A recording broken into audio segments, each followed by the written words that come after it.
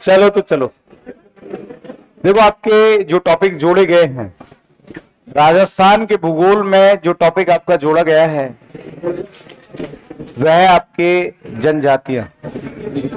कौन सा टॉपिक जोड़ा है? जनजाति।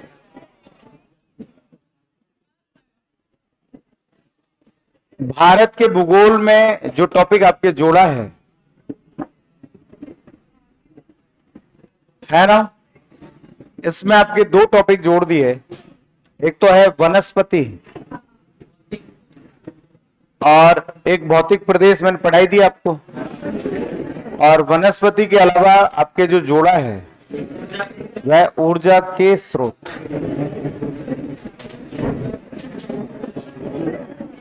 अर्थात ऊर्जा संसाधन जोड़ दिया है। क्या जोड़ दिया है? ऊर्जा संसाधन। कि ये टॉपिक आपके क्या किया है? जोड़ा गया है। ठीक है ना? कि राजस्थान के भूगोल में तो क्या जोड़ दिया आपके? जनजातियां। भारत के भूगोल में क्या जोड़ा है? वनस्पति, ऊर्जा के स्रोत या ऊर्जा संसाधन। पक्का? ये तीन टॉपिक है। ये तीन टॉपिक होने के बाद में आपके ज्योग्राफी क्या है? कंप्लीट।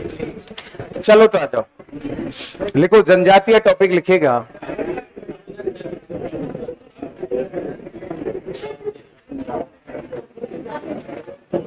किसके बारे में लिखेंगे? जनजाति।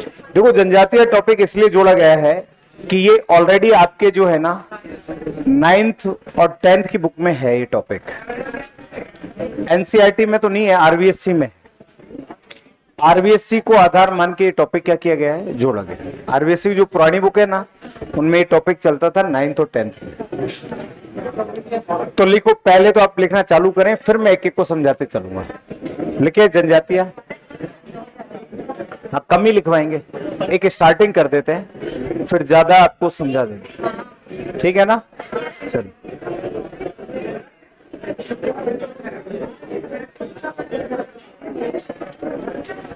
मैं ये चाहता नहीं हूं हरि सिंह जी, समझाओ इनको। ठीक है ना? लिखें जनजातियां, लिखें आप। लिखो ये,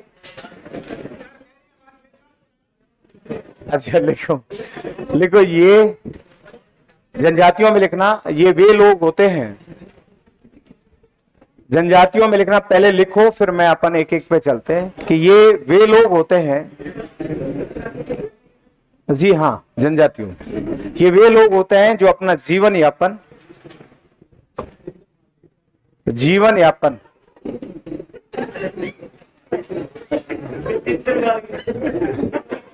ये वे लोग होते हैं जो अपना जीवन यापन प्राकृतिक संसाधनों पर निर्भर होकर करते हैं।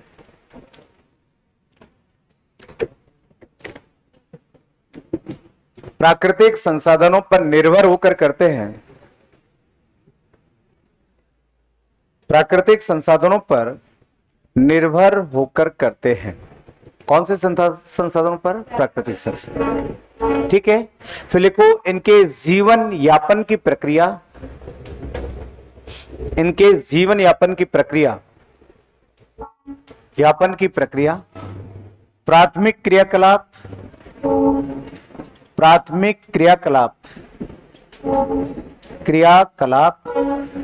और प्राथमिक व्यवसाय पर निर्भर होती है। प्राथमिक क्रियाकलाप और प्राथमिक व्यवसाय पर निर्भर होती है। प्राथमिक क्रियाकलाप और प्राथमिक व्यवसाय पर निर्भर होती है ना? कि प्राथमिक क्रियाकलाप और प्राथमिक व्यवसाय पर निर्भर होती है। जैसे लिखो, जैसे आदिम निर्वहन कृषि पद्धति के द्वारा खाद्यान्न का उत्पादन। जैसे आदिम निर्वहन कृषि पद्धति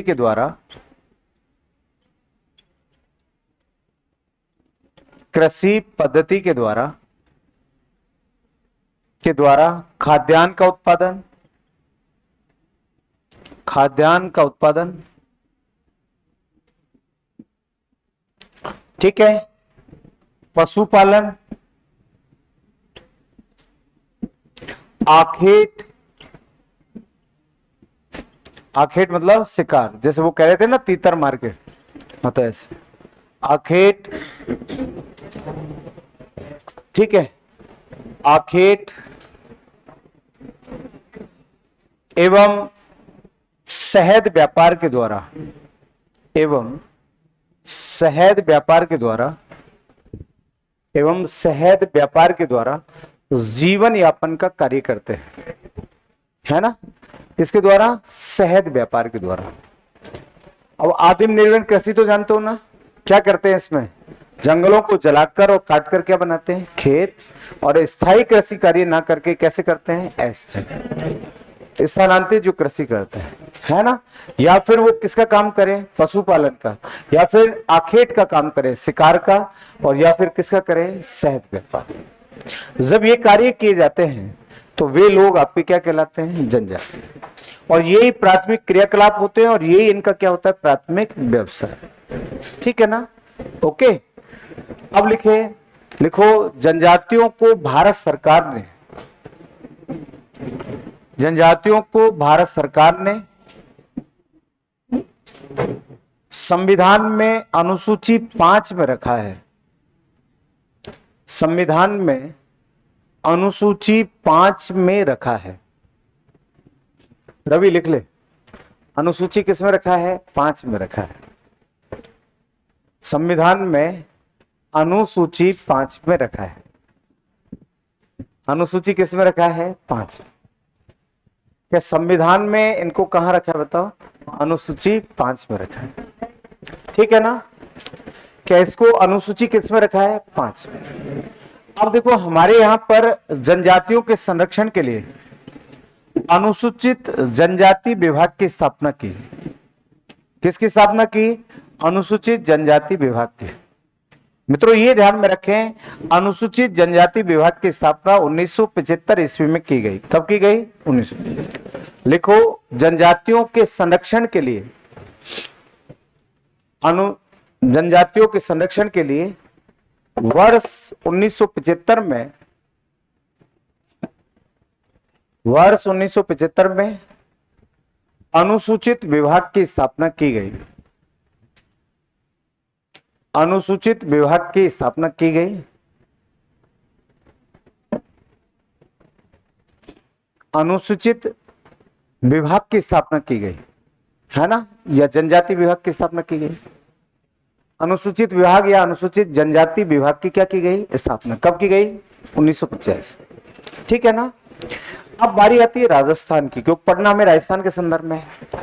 तो मित्रों ये ध्यान में रखना कि राजस्थान जो सरकार है, कौन सी सरकार है, राजस्थान, इसको लेकर ये क्वेश्चन आपके वीडियो के एग्जाम में आया था कि राजस्थान सरकार ने अनुसूचित जनजाति के संरक्षण के लिए कुछ जोन बना दिए, और उस जोन को कहा गया टीएसपी।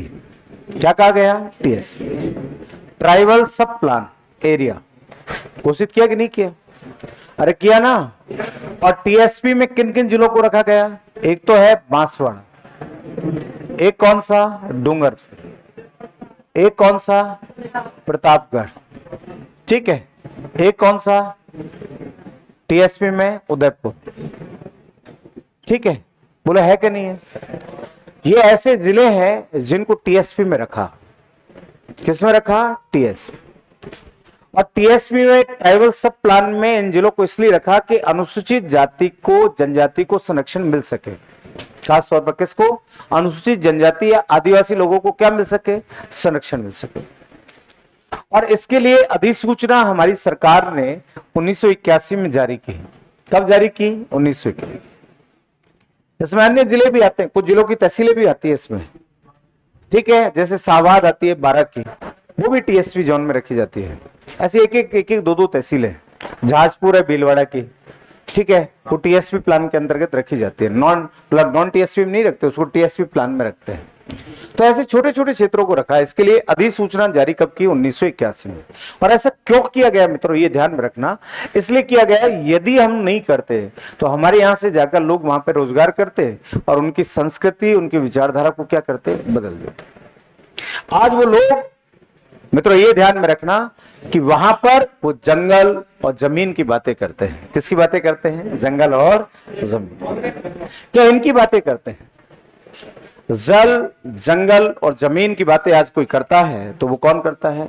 टीएसपी लोग करते हैं। इसीलिए तो आप देखिएगा उन लोगों ने अपनी एक अलग से पार्टी बनाई और उसके 2 से 3 एमएलए जीत कर भी आए, है ना। एक तो राजकुमार रौत जीत कर आए और एक कौन सा जीता बताओ? ठीक है, गणेश गोगरा तो कांग्रेस से है, ठीक है ना। बताओ राजकुमार रौत के अलावा कौन जीता और किस पार्टी से जीता? ट्राइबल पार्टी से। क्योंकि वो लोग जो है ना जल जंगल और किसकी बात करते हैं? जमीन। तो इनकी विचारधारा को सुरक्षित रखने के लिए हमारी सरकार ने 1981 में अधिसूचना जारी की और टीएसपी जोन क्या कर दिया? घोषित कर दिया। कौन सा जोन घोषित किया? टीएसपी। तो लिखिएगा, देखो राजस्थान में जनजातियों के संरक्षण के लिए, राजस्थान में जनजातियों के संरक्षण के लिए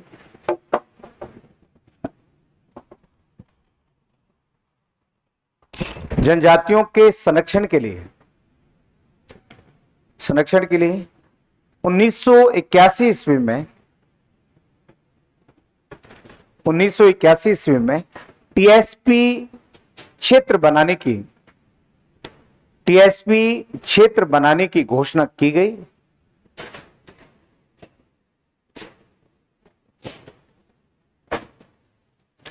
उन्नीस में टीएसपी क्षेत्र बनाने की क्या की गई? घोषणा की गई, जिसका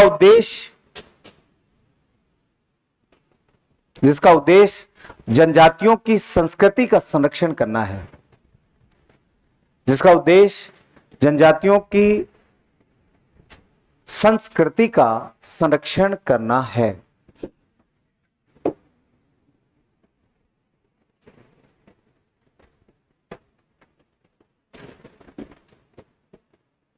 ठीक है ना।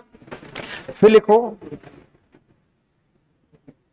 इसके लिए टीएसपी प्लान लाया गया।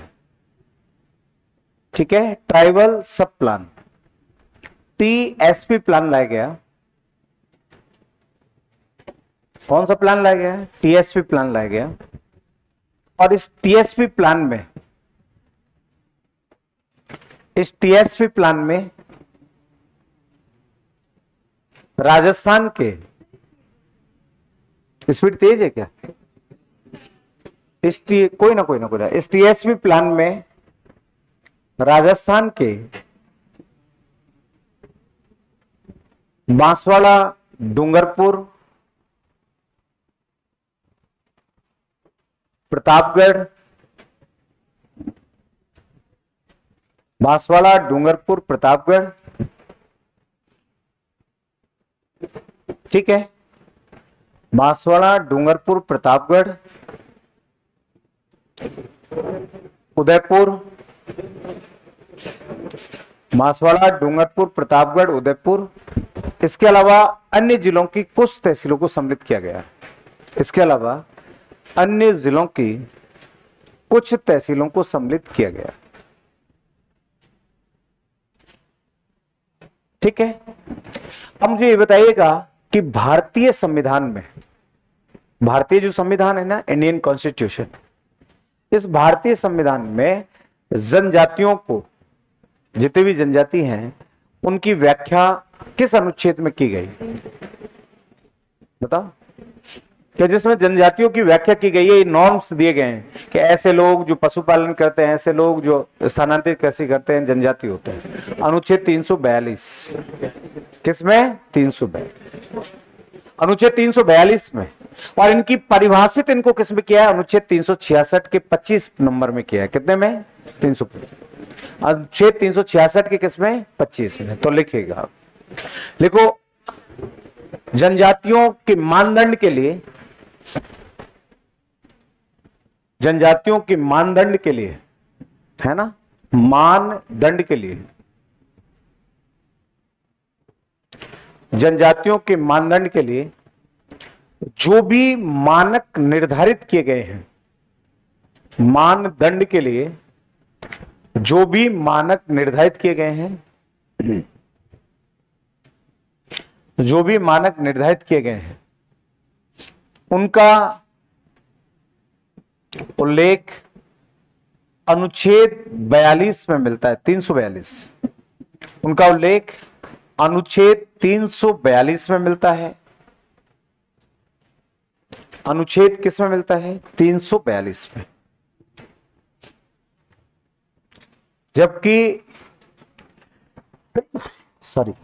जबकि जनजातियों की परिभाषा,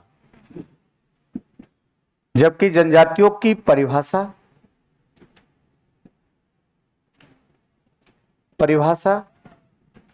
अनुच्छेद 366, अनुच्छेद 366 के बिंदु 25 में मिलता है। अनुच्छेद 366 के बिंदु किस में मिलता है? 25 में मिलता है। 366 के बिंदु, ठीक है, ठीक है, किस में मिलता है बताओ? 25 में मिलता है। अब मुझे बताओ कि अनुसूचित जनजातियों के निर्धारण के लिए पहली बार संशोधन कब किया गया? बताओ, पहली बार संशोधन कब किया गया? 1976 में। कब किया गया? कि भाई ये जनजाति है, ये जनजाति नहीं है, ऐसा संशोधन पहली बार कब किया गया? 1976 में किया गया। लिखो, लिखो, अनुसूचित जनजातियों के वर्गीकरण के लिए, अनुसूचित जनजातियों के वर्गीकरण के लिए, वर्गीकरण के लिए, ठीक है, अनुसूचित जनजाति, अनुसूचित जनजाति अधिनियम 1976 बनाया गया। अनुसूचित जनजाति अधिनियम 1976 बनाया गया। अधिनियम कौन सा बनाया गया? 1976 बनाया गया। और उसके आधार पर, उसके आधार पर जनजातियों का वर्गीकरण किया गया।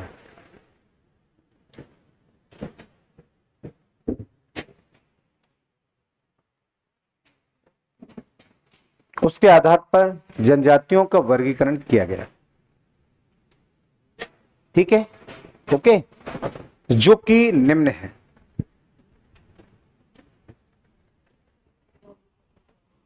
जो कि निम्न है। नंबर 1 लिखो, भील लिखो आप, जो कि निम्न है।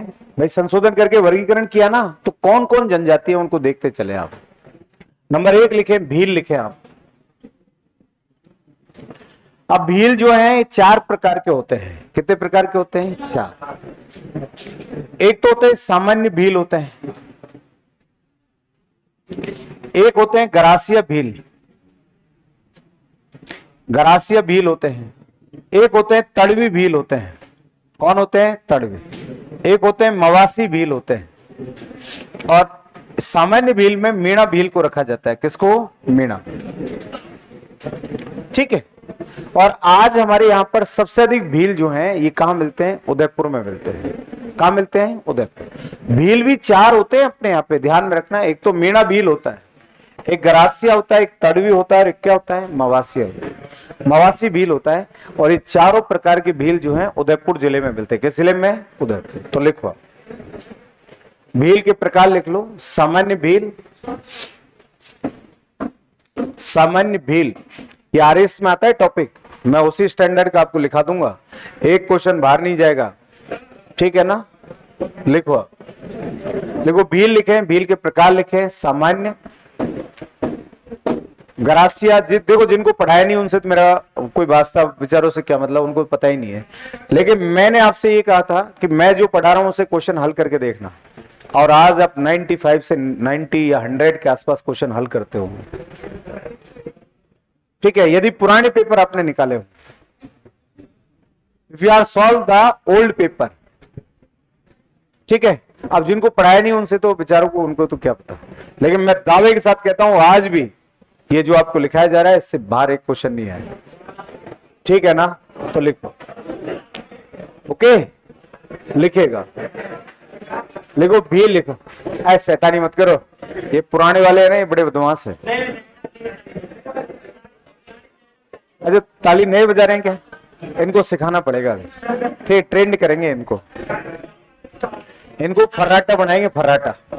चलो लिखो, भील लिखो। भील में सामान्य, गरासिया, तड़वी और मवासी, ठीक है।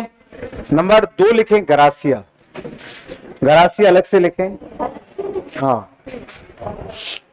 लिखें गरासिया, लिखें गरासिया, लिख दिया। नंबर 3 लिखें बसावा, हाँ बसावा लिखें। गरासिया, गरासिया के बाद में लिखें बसावा, ये भी उदयपुर में मिलते हैं, है ना। गरासिया, बसावा।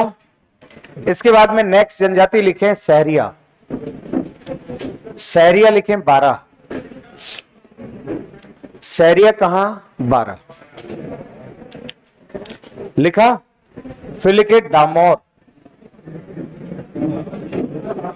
डामोर लिखें डूंगरपुर। फिर लिखें कथौड़ी। यार बातें नहीं करें प्लीज, मैं ना बाहर भेज दूंगा, इतने ही चांस दूंगा मैं, ये ध्यान में रखना आप कि जितना प्यार किया जाता है, जितना दुलार है, बाहर भेजने में टाइम नहीं लगाऊंगा, 1 सेकंड लगेगी, ठीक है। भील क्या हो गया है विशाल, ठीक है। भील बताइएगा कितने हैं? 4। पहले कौन से हैं? समय, फिर मवासी में भी एक ढोली भील भी होता है, लेकिन वो आपके आता नहीं है, ठीक है। फिर कौन सी है? गरज, फिर कथौड़ी। और कथौड़ी कहाँ है बताओ? उदयपुर, कथौड़ी उदयपुर, ठीक है। अब देखो गरासिया जो है उदयपुर के अलावा आपके डूंगरपुर में मिलते हैं। कहाँ मिलते हैं? डूंगरपुर। और डूंगरपुर के अलावा ये आपके कहाँ मिलते हैं? बांसवाड़ा में मिलते हैं। कौन? गरासिया। और ये सिरोही में मिलते हैं। कहाँ मिलते हैं? सिरोही। खासतौर पर इस जनजाति के जो लोग हैं ना, वो सबसे अधिक संख्या में पिंडवाड़ा में मिलते हैं। कहाँ मिलते हैं? पिंडवाड़ा। और पिंडवाड़ा राजस्थान के किस जिले में है? सिरोही, ठीक है ना। इसके अलावा आपको पता है कि जनजातियों में धानक्या को भी रखा जाता है, और धानक्या जो है जयपुर में मिलते हैं, बस्सी में। लिखे धानक्या, धानक्या मिलते हैं बस्सी जयपुर, बस्सी जयपुर। आपने सुना होगा अंजू धानक्या और सूरजभान धानक्या, ये 2 एमएलए रहे, ठीक है ना। सूरजभान धानक्या राजगढ़ अलवर से, और अंजू धानक्या कहां से रही? बस्सी जयपुर से। तो लिखे धानक्या, ये कहां मिलते हैं? बस्सी जयपुर में। ये भी एसटी में आते हैं, जनजाति में आते हैं। इसके अलावा अन्य में लिखो आप, और भी मिलती है अपने यहां पर।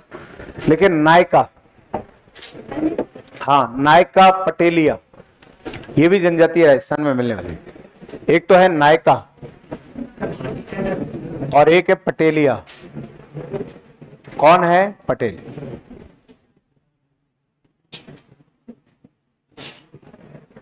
नायका और पटेलिया, ये भी राजस्थान में मिलने वाली प्रमुख क्या है? जनजाति, ठीक है। ओके, इसमें पहली लिखे भील, लिखे पहली क्या लिखे? भील। मीणा है ना, ये आगे सामान्य में, मीणा भी आगे, भील भी आगे। ओके, मीणा तो बड़ी है जाति है जो जनजाति में आती है, ठीक है। लेकिन ये भील में रखे जाते हैं। किस में रखे जाते हैं? भील। अब लिखे आप नंबर 1 हेडिंग डालें आप, भील जल। नंबर 1 लिखें भील, लिखें। ये जनजातियां लिख दी ना? अरे लिखी कि नहीं लिखी? बताओ भील में कौन कौन सी आती है? सामान्य, गरासिया, तड़वी और मवासी। फिर कौन सी बताओ? गरासिया। गरासिया सिरोही जिले में सबसे अधिक कहां मिलती है? बसावा कहां मिलती है? उदयपुर। सहरिया कहां मिलती है? डामोर कहां? और कथौड़ी कहाँ? उदयपुर। और धानका कहाँ मिलते हैं? बस्सी। नायका और पटेलिया ये दोनों मिलते हैं बांसवाड़ा उदयपुर। बांसवाड़ा और कहाँ? उदयपुर। नायका और पटेलिया कहाँ मिलते हैं? बांसवाड़ा उदयपुर। ठीक है। अब मुझे ये बताइएगा कि हमारे यहाँ पर भील जनजाति के लोग सबसे अधिक कहाँ मिलते हैं? उदयपुर में। ठीक है। देखो हाल ही में मुझे एग्जाम का नाम तो पता नहीं है, लेकिन एक एग्जाम में क्वेश्चन आया था। सॉरी, क्वेश्चन ये था कि सबसे अधिक मीणा कहाँ मिलते हैं? जयपुर, उदयपुर, बांसवाड़ा और डूंगरपुर। उदयपुर। कहाँ? उदयपुर। ठीक है ना, ये इसका आंसर था। कहाँ मिलते हैं? उदयपुर। जयपुर नहीं करना, क्या करना है? उदयपुर। क्या कह रहे हो? हाँ, चौकीदार जयपुर में। चौकीदार सबसे अधिक मिलते हैं अलवर। कहाँ मिलते हैं? अलवर। जमींदार मिलते हैं जयपुर, है ना। अब जैसे आपके चौकीदारों में आते हैं, जैसे जैफ आता है, कांवट आता है ना। ये कांवट, जैफ, ये सब चौकीदार है। जमींदार में आपके आते हैं तो जमींदार मीणा जो है उनमें आपके आते हैं जैसे जारवाल। कौन आते हैं? जारवाल, है ना। घुसिंगा, ये जमींदार होते हैं। ठीक है। चौकीदार भी होते हैं जो चौकीदारी किया करते थे। मीणाओं में बहुत सारे हैं। रावत मीणा होते हैं जो धौलपुर में मिलते हैं। रावत मीणा कहाँ मिलते हैं? धौलपुर में। ठीक है ना। तो मीणाओं को मेरे से ज्यादा कौन जानेगा? मेरे आसपास ही मीणा है। ठीक है। दौसा जिले में चौथा बड़ा जिला है जहां मीणाओं की आबादी अधिक है, दौसा। ठीक है ना। और हमारे तो एमएलए भी सब मीणा ही मीणा है, एक भी अदर है ही नहीं है। देखो लालसोट से प्रसादी लाल मीणा, दौसा से मुरारी लाल मीणा, दोनों मंत्री। मेरे यहाँ से ओम प्रकाश उल्ला, जीआर खटाना गुजर है ना। ओके, खटाना कसाना ये गुजर होते हैं, है ना। धाबई, ओके। तो ये देखो एक तरफ तो मेरे पास में मीणा ही मीणा है, करोली लाल मीणा, और ये है ना। और एक तरफ जाएंगे तो गुजर ही गुजर है। ठीक है ना। ओके, चलो। और एक तरफ जाएंगे ना तो चौधरी चौधरी है, सारे जाट ही जाट है। एक तरफ भरतपुर जाइएगा पूरा भरा पड़ा है, और उनके बीच में हमें, मतलब दांतों के बीच में जीव है हम तो। ठीक है ना। ओके। लेकिन हम, मेरे भी वहां 27 गांव है, फिर उनके बाहर हैं वो। हाँ, ठीक है ना। तो लिखें आप, भील लिखें आप। नेक्स्ट में लिखें भील लिखें। हेलो, तो लिखें आप नेक्स्ट में लिखें भील लिखें। लिखें भील लिखें। भाई एक क्या होता है कि किसी बैच को आप 120 से 150 दिन तक आप उसके साथ जुड़े होते हो, तो फिर घर जैसे रिश्ते हो जाते हैं ना। तो सबको ये लगता है कि यार ये घर का माहौल है। ठीक है। लेकिन जो नए नए, इनके लिए तो गड़बड़ हो जाएगी। तो अब प्लीज, ठीक है। हेलो, ओ भैया, आप लोग तो वैसे ही शांति से बैठे रहो, फटफटाट करो ही मत अभी। ठीक है ना। तो मैंने ये कहा कि भील, तो भील की बात मैं आपसे बता दूं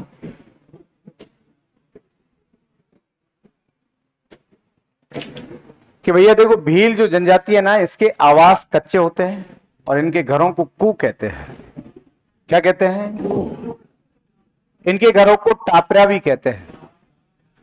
क्या कहते हैं? और भील जो जाति के घर हैं, वो घर आपके सबसे अधिक कहां मिलते हैं? उदयपुर में मिलते हैं। कहां मिलते हैं? उदयपुर। ये लोग अधिकांश से या तो घने जंगलों में बसते हैं, घने जंगलों में बसते हैं, या फिर ये पर्वतीय क्षेत्रों पर बसते हैं। किन क्षेत्रों में बसते हैं? पर्वतीय क्षेत्रों पर। क्षेत्रों पर जाकर ये क्या होते हैं? बसते हैं। बताओ किस जनजाति के लोग बसते हैं? भील। इनके घरों को क्या कहते हैं बताओ? कुया टापरा। इनके घर जो है कच्चे होते हैं। कैसे होते हैं? कच्चे। और ये लोग घने जंगलों में और पर्वतीय क्षेत्रों पर जाकर क्या होते हैं? बसते हैं। मित्रों, ये लोग जो हैं खाद्यान्न में मक्का और बाजरा, मक्का और क्या, बाजरा, ये खाद्यान्न में ये अधिक करते हैं, या तो मक्का करते हैं या फिर क्या करते हैं, बाजरा। कि खाद्यान्न फसलों में इस जनजाति के लोग जो हैं वो मक्का और बाजरा अधिक करते हैं। क्या अधिक करते हैं, मक्का और बाजरा, ठीक है ना। दूसरा ये है कि भील जाति के जो लोग हैं, इनको यदि किसी तरह की कोई विपदा आती है, ठीक है, तो ये ढोल बजाकर जो है लोगों को क्या करते हैं, एकत्रित करते हैं। इस प्रक्रिया को क्या कहते हैं, जब ढोल बजाकर इकट्ठा करते हैं, क्या कहते हैं, इसे फावरी कहते हैं। क्या कहते हैं, ये या फेवारी कहते हैं, या इसे फावरी कहते हैं।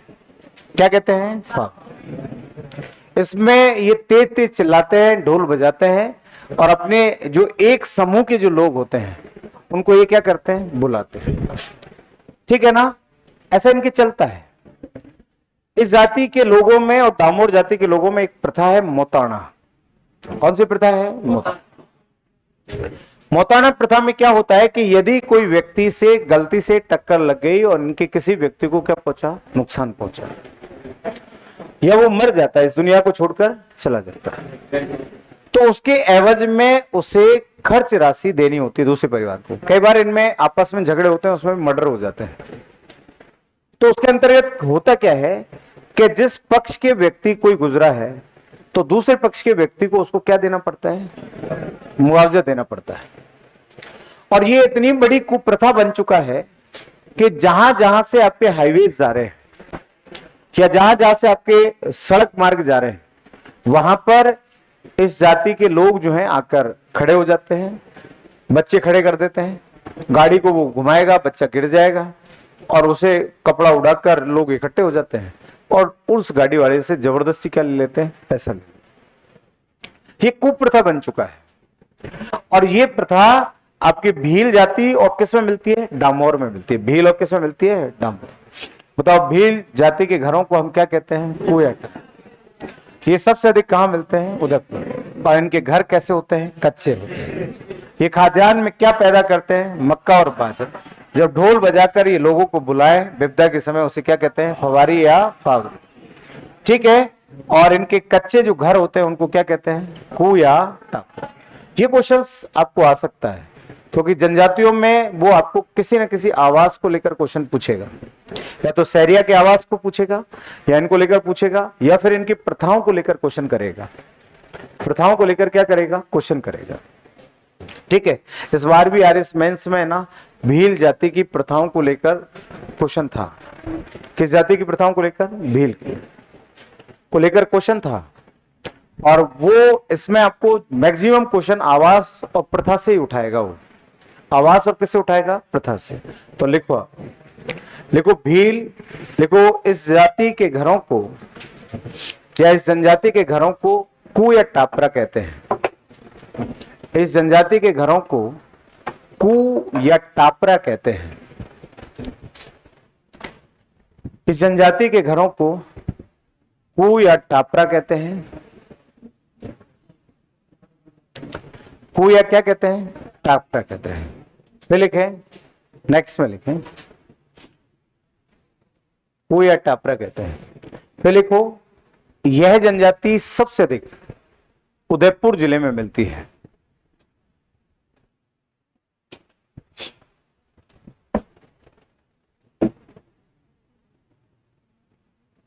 ठीक है, यह जनजाति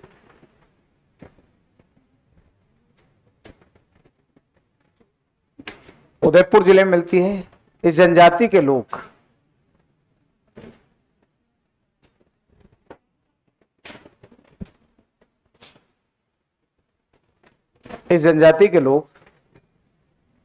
घने जंगलों में और पर्वतीय क्षेत्रों में बसते हैं।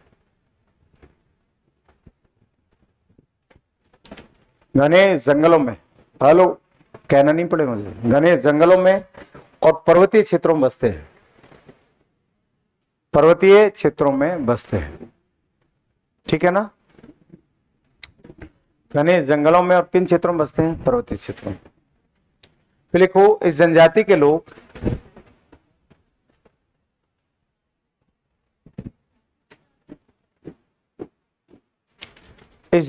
लोग खाद्यान्न में मक्का और बाजरा की कृषि अधिक करते हैं।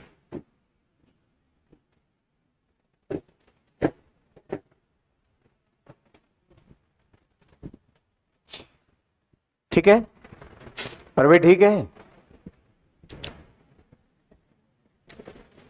मक्का और बाजरा अधिक करते हैं। फिर लिखो ये विपदा के समय में ढोल बजाकर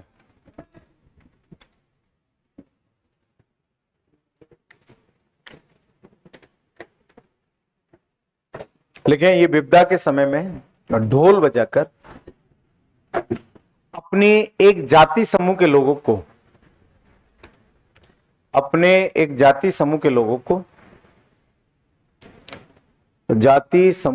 को ठीक है एकत्रित करते हैं। उस प्रथा को फव्वारी कहा जाता है।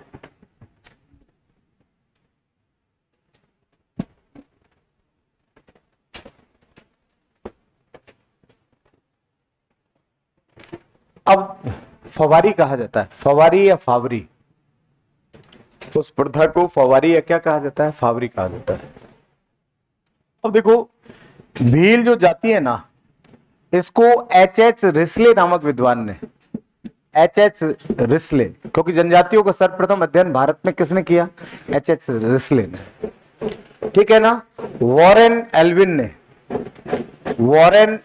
ये दो बड़े विद्वान हुए हैं, एच रिस्ले और वॉरेन एल्विन ने, है ना।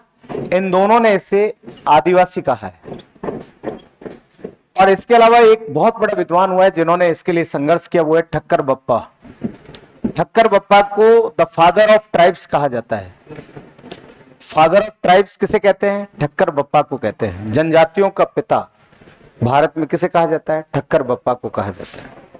ये पूछा जाता है कि भारत में जनजातियों का पिता किसे कहते हैं? ठक्कर बप्पा को कहते हैं। तो इन तीन विद्वानों ने मिलकर आपकी भील जाति को क्या कहा? आदिवासी। फिर आपके एक विद्वान हुआ वॉरेन एल्विन के बाद में, आपके एक विद्वान हुआ क्रोवर। कौन सा विद्वान हुआ? क्रोवर। क्रोवर नामक विद्वान ने भील जाति को कहा पिछड़ा कबीलिया जनजाति। क्या कहा? पिछड़ा कबीलियाई जनजाति कहा। यह आता रहता है क्वेश्चन एग्जाम में कि कबीलियाई जनजाति कहा। क्या कहा? कबीलियाई जनजाति कहा। और ये किसने कहा बताओ? क्रोवर। तो लिखो, आप नोट करके लिखना ये बातें। लिखो जनजातियों का सर्वप्रथम अध्ययन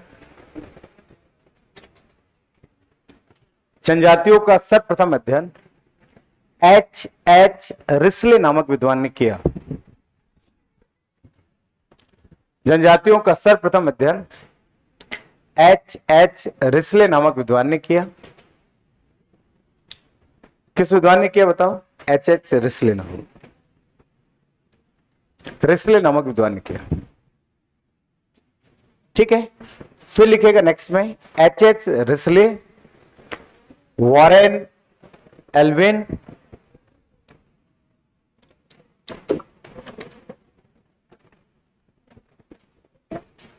एच रिस्ले, वॉरेन एल्विन और ठक्कर बप्पा ने, एच रिस्ले, वॉरेन एल्विन और ठक्कर बप्पा ने जनजातियों को आदिवासी कहा, या भील को क्या कहा? आदिवासी। है ना। भारत में ऐसा कौन सा भारतीय जिसने जनजातियों को आदिवासी कहा? वो कौन है? ठक्कर बप्पा। ठीक है, ये भी लिख लें। ठक्कर बप्पा को भारत की जनजातियों का पिता कहते हैं। लेकिन ठक्कर बप्पा को भारतीय जनजातियों का पिता भी कहते हैं।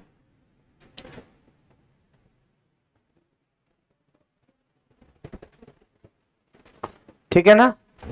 फिर लिखे नेक्स्ट में, लिखे क्रॉवर, लिखे लिखा क्रॉवर, क्रॉवर लिखे, लिखो इसने भील जनजाति को, क्रॉवर, इसने भील जनजाति को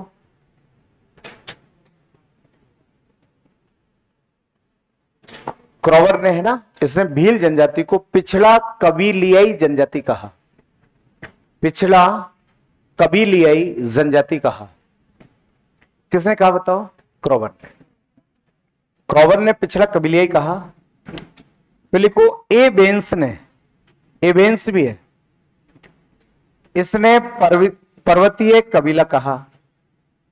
देखो इसने, एबेंस ने भील जनजाति को पर्वतीय कबीला कहा। एबेंस ने भील जनजाति को पर्वतीय क्या कहा? कबीला कहा। अरे क्या कहा? पर्वतीय कबीला। अब देखो क्वेश्चंस आपको ये आता है कि बताइएगा भारतीय जनजाति का उल्लेख संविधान की किस अनुसूची मिलता है? 5। किसमें? 5। आपके इनके मानक और मानदंड जो है उनका उल्लेख अनुच्छेद किसमें मिलता है? 342। इनकी परिभाषा किसमें मिलती है? अनुच्छेद 366 25। जो प्राथमिक क्रिया, प्राथमिक व्यवसाय पर निर्भर होते हैं वो क्या कहलाते हैं? जनजाति। क्या कहलाते हैं? सबसे अधिक जनजाति राजस्थान में कहां मिलती है? उदयपुर में। और हमारे यहाँ जनजातियों के लिए संशोधन कब किया गया? 1976 में। अधिनियम भी कब बना? 1976। भील को कितने भागों में बांटा? 4। कितने भागों में? 4। भील के बाद कौन सी आती है? गरासिया। गरासिया के बाद कौन सी आती है? कौन सी? फिर कौन सी आती है? फिर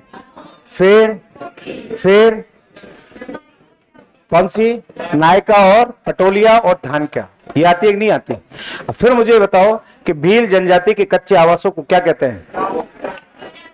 हेलो, ये बैग वैग बाद में बंद करना। क्या कहते हैं? कुया, कुया, कुया। ठीक है। इनके घर पक्के होते हैं, कच्चे होते हैं। ठीक है। इन जनजातियों में जब विपदा आती है तो ढोल बजाकर लोग बुलाते हैं, उस प्रथा को क्या कहते हैं? ठीक है। दूसरी बात, जनजातियों का सर्वप्रथम अध्ययन किसने किया? H.H. रिस्ले। जनजातियों का पिता किसे कहते हैं? ठक्कर बप्पा। भारतीय जनजातियों का पिता किसे कहते हैं? ठक्कर बप्पा। और ठक्कर बप्पा ने जनजातियों को क्या कहा? आदिवासी। क्या कहा? ठीक है ना। वही क्रॉवर ने भील को क्या कहा? पिछड़ा कबीलाई। और एबेंस ने क्या कहा? पर्वतीय कबीला। पर्वतीय कबीला। बताओ बैठी कि नहीं बैठी? चलो तो जाइएगा, है ना।